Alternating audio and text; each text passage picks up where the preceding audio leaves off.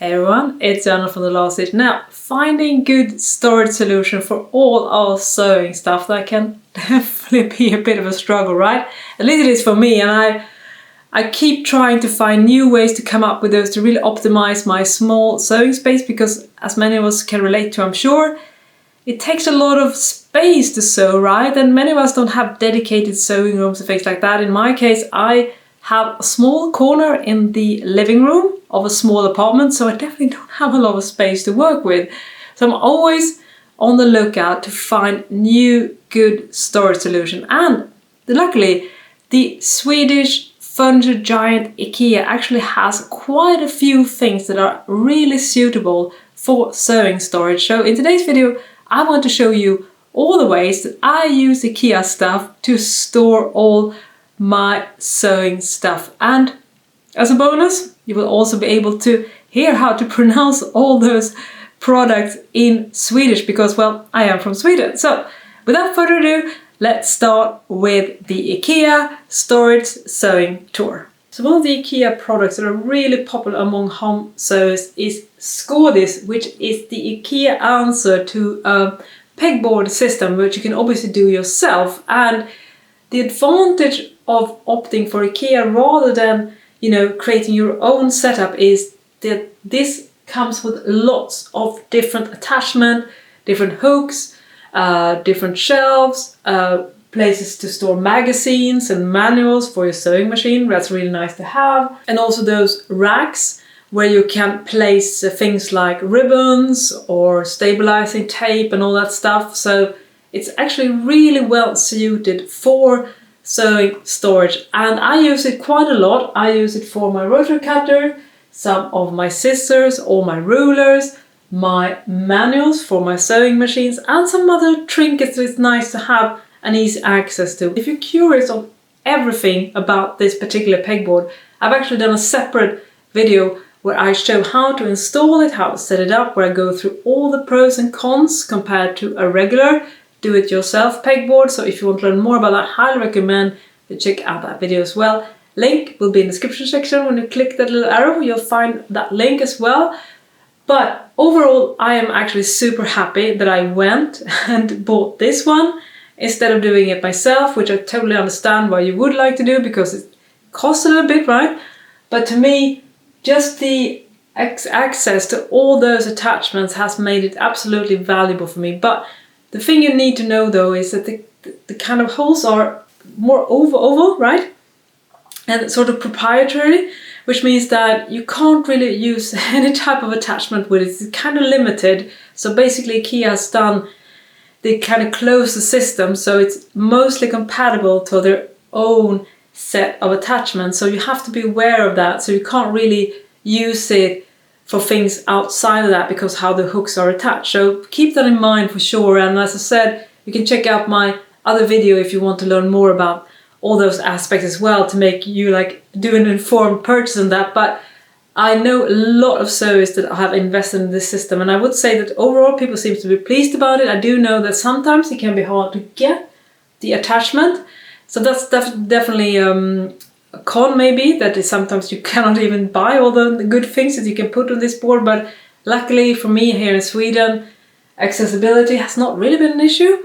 But as I said, do be aware of that as well. And now I'm standing next to my latest Ikea investment, namely 8 units Kallax shelf. Now, if you follow me for a while and you watch my other videos from my sewing space, you can see that it's gone through many different iterations, and a lot of the stuff that I share on this channel and how I do my sewing space is based on do-it-yourself and refashioned and vintage stuff. So it's been a mix of that, quite budget friendly if I may say so.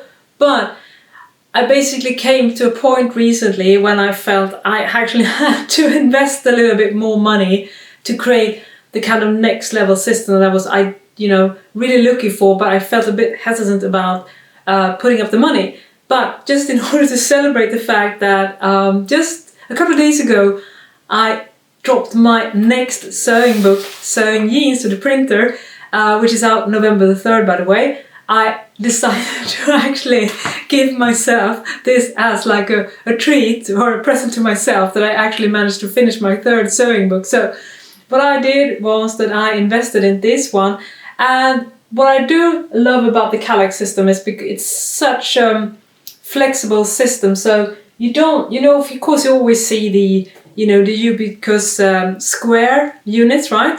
But you can actually buy a lot of different inserts, which I did. So my shelf has lots of drawers. So in fact, I've actually added 10 drawers to this shelf unit. And the reason for that is because I find that if I use drawers, and then in the drawers I add dividers of some kind, I find it really easy to sort out the different type of notions. So if we're going to take a look inside now one of the drawers, so as you can see, I have these tiny plastic boxes that I sort all my buttons in, and I've used that system for many years. And before I did the Kallax, which I just basically did yesterday, I actually put this together yesterday, I used this system, which is also from Ikea, called Moppe. And that again is really, really nice when you have dividers or small plastic boxes you can insert. So I have the lower drawer is for the colorful buttons, and the upper drawer is for all the metal buttons like rivets and snaps and all that stuff. So yeah, I do have a lot of buttons, and it does add up, right, over the years, and I'm definitely one of those persons where I do like to collect my buttons, so I have a lot of those. Let's take a look in another drawer. Here I store lots of different tools, for instance, presser feed, attachment, sewing needles, safety pins, bias tape maker, all that good stuff. I just again use plastic boxes because one of the annoying thing, I wouldn't say it's too annoying, but a little bit annoying, is the fact that Ikea doesn't have dividers that fits within the Kallax set because it's quite square, right? At least I have not been able to find them, so please correct me if I'm wrong, but I definitely think there is a space of creating that, just like you would have a drawer where you store your cutlery, right? You would like to have the same type of dividers to use in your Kallax drawers. They don't, unfortunately, so I have to buy these plastic boxes separately from another vendor. Basically, if you go to any hardware store, you will be able to find something similar that I use here, because that's usually done to sort, screws and nails and all that stuff. I use the same type of solution, but for my notions and tools as well. And then, of course, we have Moppe, which is another Ikea classic. It's basically a plywood mini drawer. So this is actually not attached like these are. This is just a movable unit. And right now it's not much to show for, actually. It just has all my sewing machine thread. Now, previously I had a pretty nifty but also kind of ugly system, which basically meant that I pushed through a lot of nails through the bottom of these drawers, and then I attached a spool of thread on each nail. And if you go back in history and watch my old videos, you will see many examples of this, and some of you are, a little bit baffled by this solution, otherwise think it's a pretty good idea. I will say though that I'm actually planning to do something similar using this one. I would love to get your ideas on how, because I want to get the pegs. Someone said to me I should look into golf pegs. If they are narrow enough to fit the opening of a spool, I would definitely consider doing that. So I'd love to hear your ideas, or if you know of any like inserts which have the spools plastic pins, poking up like that, that would be really awesome as well. Because even though, as I said, the nail system was reasonably effective, I'm definitely looking to create something a bit more pretty this time. So yeah, definitely if you have any suggestions, because I do like to have them on pins if I can. And I will also, of course, sort them into different types. I'm thinking of basically creating different drawers for different colors. And I will probably also use a separate one for top stitching threads. I'm playing around with this. I'm definitely not. This is definitely a work in progress. And I also mixed in a couple of these. These are movable baskets basically. This one is made of bamboo. It's called Bumling. I really like how it looks. And what I'm using these for, I'm going to use this one for smaller pattern drafting paper, And I also have one for unfinished projects or ongoing projects, as I like to think of them. These are now having a pair of pants that I've been working on for way too long, basically, because I've been so busy sewing jeans for my book. So that is a sadly forgotten project that I'm hoping that I will have more time for now that the book is at the printer.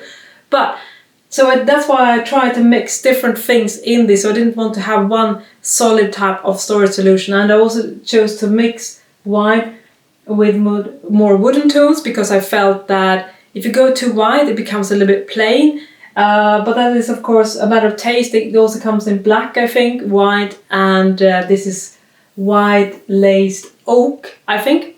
So you have lots of different options, and also these are not the standard ones because I didn't like those, so I added another one which has like an antique brass look, but I really like them, super cute. So that was the Kallax system. So let's take a look at my biggest project today, which is a do-it-yourself cutting board with storage, again using Kallax shelves. So this cutting board rests on top of 3 Kallax shelves, and the brilliance of this thing is that it gives me so much storage apart from being a wonderful large cutting space. And in this I store my patterns, I store lots of my notions in the drawers, I store the majority of my sewing books, as well as a lot of other little trinkets and good stuff that you want to use. So it has so much storage and it doesn't take up a lot of space, right? I actually have done a separate video where I go through all the details about this project, and also done a blog post where I show you step by step how I do this. So again, links will be in the description section if you want to learn more about it. And also I got a lot of questions recently about this large mat, because it is quite large, right? I think the distance is 120 centimeters and 90 centimeters, so it's fairly large. And if you're doing inches, it's 48 inches times 36 inches, and it's actually from Sewmate, the brand Sewmate. I was able to get this here in Sweden, but I'm sure it's an international brand, so I'm pretty sure you will be able to find it in lots of different places, and I can highly recommend investing in this one. And of course you can add even more shelves and you will have an even bigger one, but I'm not sure how much bigger cutting mats you can access to. So I basically looked for the biggest cutting mat, and that's also what I based the dimensions on. So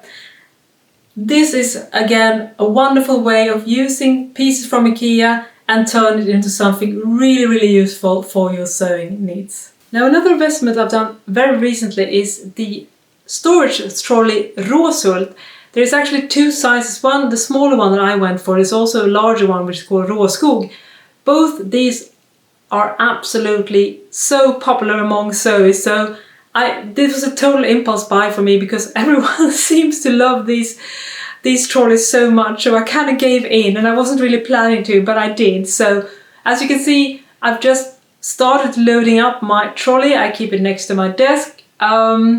If you have any ideas, I'd love to share your experience and what type of things that you store in your trolley, and any hacks and tips like that. I'd love to know, so please share in the comment section. For me, I'm thinking basically to have easy to access things that I want to keep off my table, such as sewing machine needles, pins and bobbin threads. But we'll see how that will sort of evolve over time.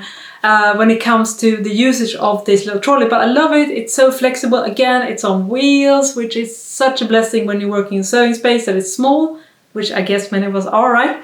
So again, I'm very happy about the investment, but I'm not like totally fine-tuned the exact purpose of this little trolley. And of course, remember to check the description section for all the information and other videos about my sewing space. I've done a ton over the years, so you can see the changes that has been happening. It's been a lot basically. So I highly recommend. I've actually created a playlist so you can follow the journey of my various iterations of this little sewing space. Thank you so much for watching. Stay safe, and I'll see you next time.